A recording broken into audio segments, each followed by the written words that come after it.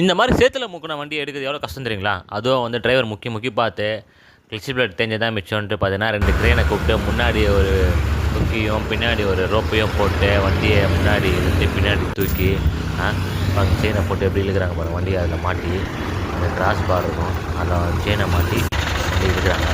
ஒரே சாய்வாக இருக்குது. விட்டு வந்து அந்த கண்டெக்டரோட கொண்டு வெயிட்டை மட்டும் பார்த்தீங்கன்னா 45,000 கிலோ வருது அப்படின்னு சொன்னாங்க. அதை எப்படி தூக்குறாங்க பாருங்க.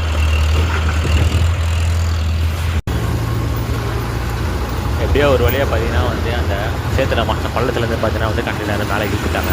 இந்த மாதிரி மழை காலத்துலலாம் பார்த்தீங்கன்னா வந்து நம்ம ஓரமாக வந்து வண்டி விட்டுனா இதை மாதிரி தான் மாட்டிக்கிச்சுன்னா முன்னாடி ஒரு ட்ரெயின் பின்னாடி ஒரு ட்ரெயின் இந்த மாதிரி பெரிய வண்டிக்கெலாம் போட்டு நிற்கிற மாதிரி இருக்கும்.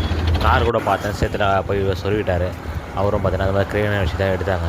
அந்த மாதிரி மழை காலத்தில் வந்து கொஞ்சம் சேஃப்டியான இடத்துல வந்து பார்த்துங்க.